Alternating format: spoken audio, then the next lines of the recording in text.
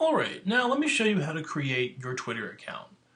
Go to your desktop and open your browser and go to twitter.com and you'll be greeted with this page, this lovely blue page with a couple of mobile devices and some sign-in forms.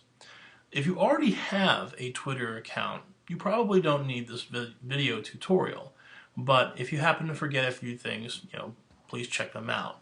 But when you come to this page, once you've created your account, you will put in your username or email and your password.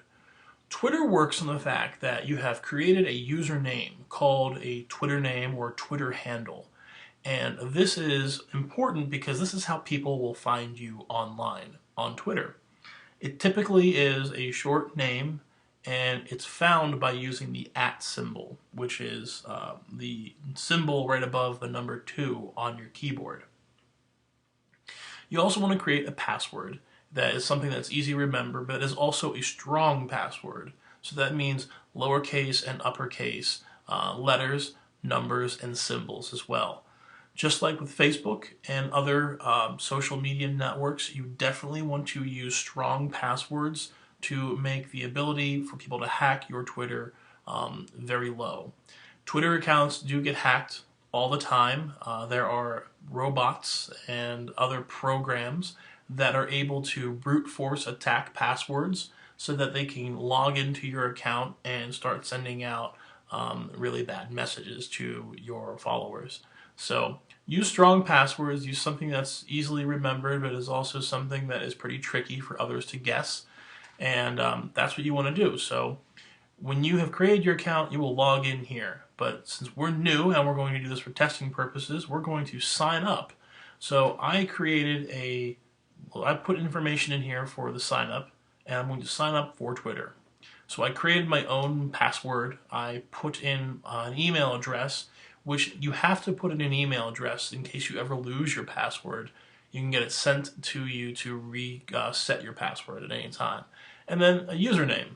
So we're going to sign up. So full name, this will be my username. And this will show up next to my username, next to my handle. So this is saying Test Tim. Right now my username is TestTim4. So guess that works. That's fine. You can change this to whatever you want.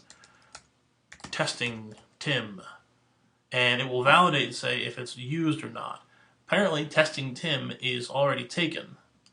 So Tim Test, also already taken.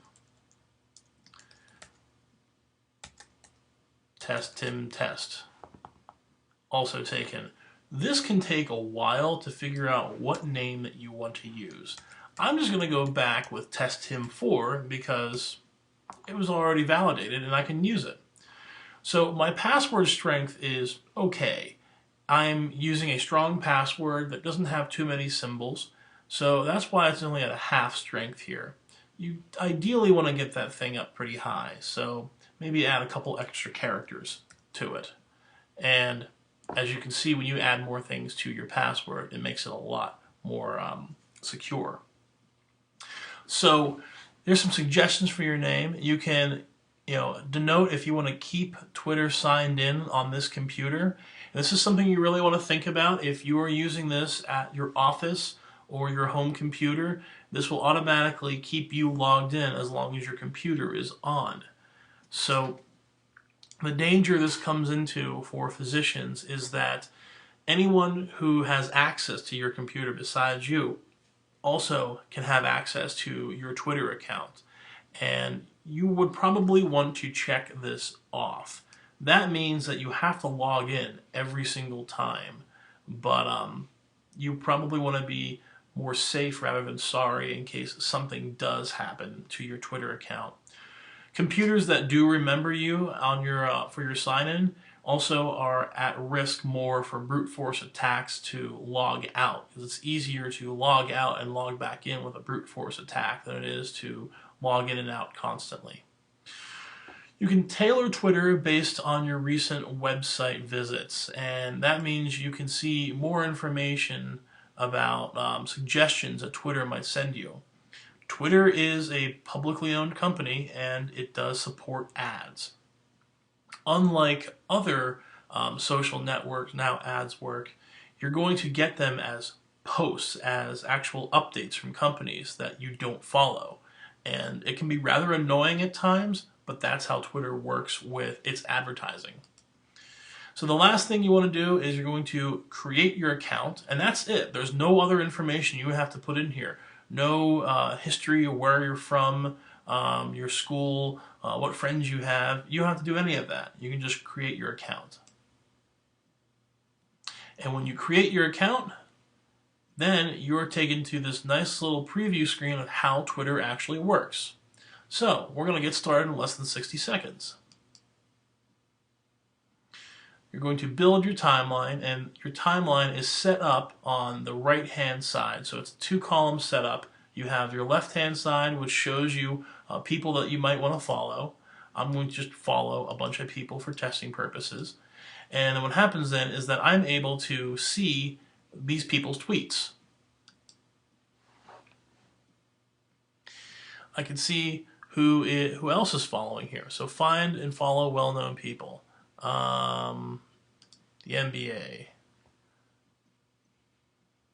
Sure, I'm just going to go through all these just for testing purposes. And now I can follow these people as well. More entertainment people as well.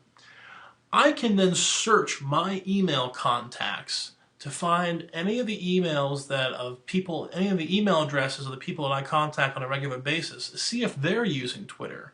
So I can search my contacts, and then what happens then is if they find that anyone that I email has a Twitter account, it'll suggest me to follow them as well.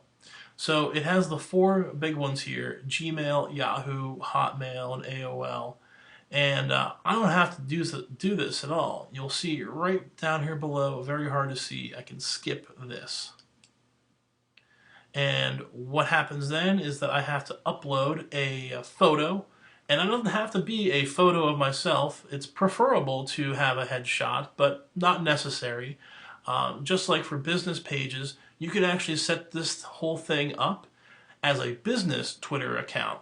So you can put your company's logo, your practice's brand, and you can also put in a short little description of, what your practice is all about. If you're a family physician and you're using this, you can put in your information that you're a family physician in your state, and just some short information there. And you have 160 characters to use. So Twitter really forces you to choose your words carefully. I'm going to skip this for right now. But once I'm done, I now have to go and confirm my email, and then I'll be able to use Twitter fully. So let's do that, and we'll come back and show you how to use Twitter.